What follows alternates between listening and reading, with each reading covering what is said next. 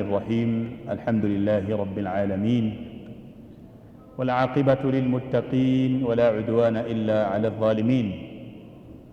وأصلي وأسلم على المبعوث رحمة للعالمين نبينا محمد بن عبد الله وعلى آله وصحبه أجمعين والتابعين لهم بإحسان إلى يوم الدين.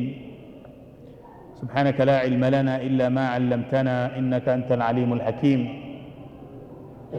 اللهم علمنا ما ينفعنا وانفعنا بما علمتنا وزدنا علما. Leo ni Ramadhani ya 20 mwaka huu 1000 Ramadhani ya 30 hapo Ramadhani ya 30 sio ya 20, sio ilikuwaje nikaenda kwenye 20. Ramadhani ya 30 kwa maana tumekamilisha siku ya 30 au tunakamilisha siku ya 30 leo, baada ya kuwa jioni ya jana mwezi haujaandama. Na kama tulivyoeleza, haya ndiyo maelekezo ya Bwana Mtume Muhammadin sallallahu alayhi wa alihi wasallam pale aliposema sumu liruyatihi wa aftiru liruyatihi fa in ghumma alaykum fa akmilu al-iddata 30 yawma, fungeni kwa kuonekana kwa mwezi na fungueni kwa kuonekana kwa mwezi. Kwa hiyo jana ilikuwa ni siku ya kutazama mwezi na mwezi haujaonekana. Kwa hiyo maelekezo ya Mtume alayhi salatu wassalam yanaendelea akituambia fa in ghumma alaykum fa akmilu al-iddata 30 yawma, ikiwa patakuwa na mawingu mwezi ikashindikana kuonekana, basi kamilisheni siku 30 za mwezi wa Shaaban pamoja na mwezi wa Ramadhani.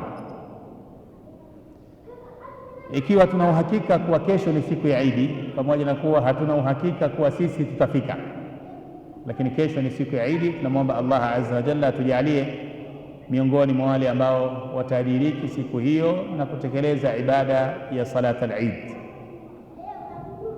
Leo insha Allah taala kwa muda huu mchache tutazungumzia baadhi ya adabu za Idi, baadhi ya adabu za Eid. Waislamu tuna Eid tatu. Eid ya kwanza ni Eid al-Fitr, na Eid ya pili ni Eid al-Adha, na Eid ya tatu ni Yaum al-Jum'ah. Haya yamesemwa na baadhi ya wanazuoni, walmuslimuna lahum 3 a'yad la rabi'a laha, na Waislamu wana idi tatu, hakuna idi ya 4 kwenye hizi tatu. Ya kwanza ni Eid al-Fitri, ya pili ni Eid al-Adha, na ya tatu ni Yaum al-Jum'ah. Kwa hiyo salatu al-Eid ni swala iliyothibiti kisheria kabisa kwa maneno ya Allah azza wa jalla, sunna za Mtume alayhi salatu wassalam, pamoja na ijmaa ya wanazuoni. Allah azza wa jalla anatuambia ndani ya Qur'an, fasalli li rabbika wanhar, sali kwa ajili ya Mola wako na uchinje.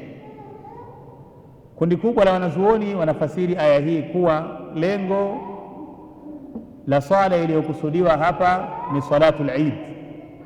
Fasalli li rabbika, sali kwa ajili ya Mola wako swala ya Eid, wanhar, na chinja kichinjwa cha udhiya.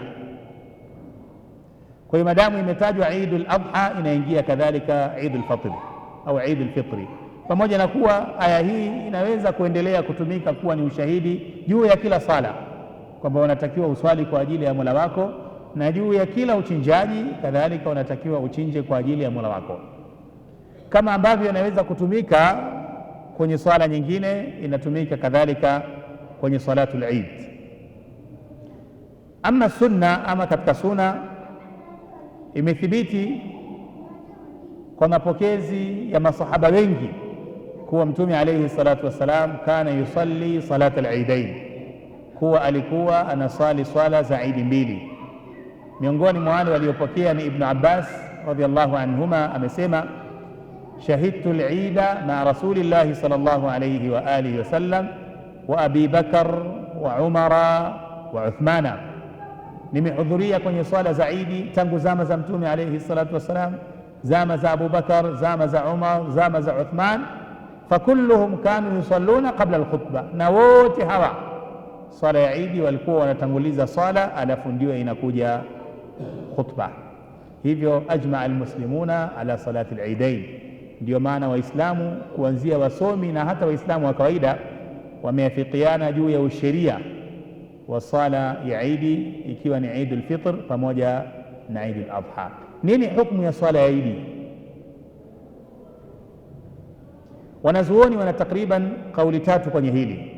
Kauli ya kwanza ni wale wanaosema salatul Eid ni fardhu kifaya, bimaana wakihudhuria kwenye uwanja wa kuswalia salatul Eid baadhi ya Waislamu inatosheleza, wala hakuna haja kuhudhuria Waislamu wote.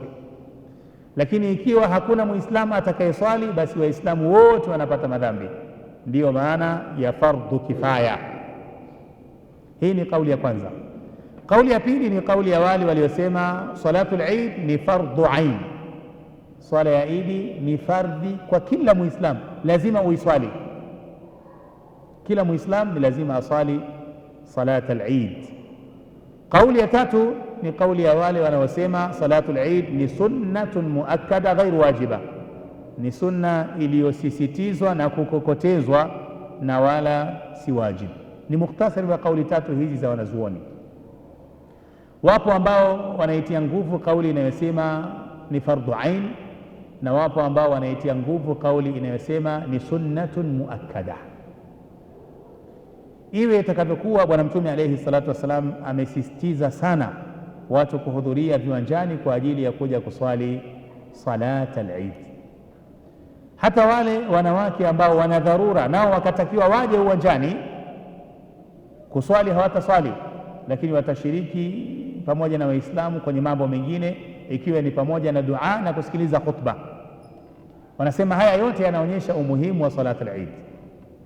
Ummu Atiyya radhiyallahu anha anasema amarana, alituamrisha, anakusudia Mtume alayhi salatu wassalam, an nukhrija fil eidain, tuwatoe kwenye idi mbili, tuwatoe majumbani kwenda kwenye viwanja vya kuswalia Idi kwenye idi mbili.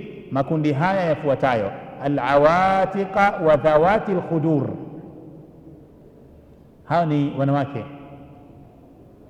wari tuwatoe, na wale ambao si wari pia tuwatoe. Wa amara al-huyyadha an ya'tazilna musalla al-muslimin, na hata wanawake walio kwenye siku zao watoke, lakini wao hawatashiriki kwenye sala. Kwa hiyo wakasema baadhi ya wanazuoni, sisitizo hili la Mtume alayhi salatu wasallam la shaka linaipa ibada ya salat al-Eid nafasi kubwa na umuhimu mkubwa. Ikiwa hivyo ndivyo, pamoja na ikhtilafu za wanazuoni, tunatakiwa tubaki kwamba salatul Eid ni swala muhimu mno, na hawa waliosema ni fardhu ain wameonyesha ule umuhimu mkubwa zaidi, wakafuata chini yao wale waliosema ni sunnatun muakkada. Ibada hii kwetu si ibada ngeni, na adabu zake pia si ngeni kuzisikia, lakini kwa kuwa siku ya kesho tutaamkia kwenye ibada hiyo, tunatumia fursa kama hii kwa ajili ya kukumbushana. Swala ya Idi ina adabu kadha wa kadha, miongoni mwa hizo al-ightisalu wat-tanadhufu wat-tatayyubu, ni kujisafisha kuanzia kuoga, kuvaa nguo nzuri na kujitia manukato. Ni mwongozo na ni sunna ya Bwana Mtume Muhammadin sallallahu alayhi wa alihi wasallam. Masahaba walikuwa wanafanya hivyo, na hawajafanya hivyo isipokuwa walielewa kwamba inatakiwa ifanyike hivyo. Nafi anasimulia kuwa Abdullah ibn Umar kana yaghtasilu yawm al-fitri qabla an yaghduwa ila al-musalla. Abdullah ibn Umar siku ya Eid al-Fitr alikuwa anaoga kabla ya kwenda kwenye viwanja vya kuswalia salatul Eid. Kwa hiyo anaoga alafu ndio anakwenda huko. Sa'id ibn al-Musayyib alayhi rahmatullahi ta'ala anasema sunnatul fitri thalathun, mambo ya sunna kwenye Eid al-Fitr ni matatu. La kwanza al-mashyu ila al-musalla, kwenda kwenye musalla kwa kutembea kwa miguu, tutakuja kulizungumzia hili. Qala wal aklu qabla al-khuruji, na kula kabla ya kutoka kwenda kuswali Eid. Wal ightisalu, pamoja na kuoga.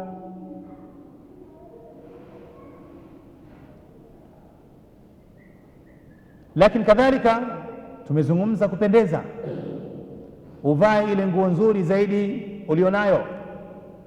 Na wanazuoni wanastadili na hadithi ya Umar bin Khattab radhiallahu ta'ala anhu kuwa aliwahi kuingia sokoni akakuta joho lililoshonwa kwa hariri, akalichukua lile joho kumpelekea Mtume alayhi salatu wassalam. Ya Rasulullah, unaonaje kama utanunua hili joho ili ulivae siku zaidi na wakati unapokea misafara, unapokea wageni?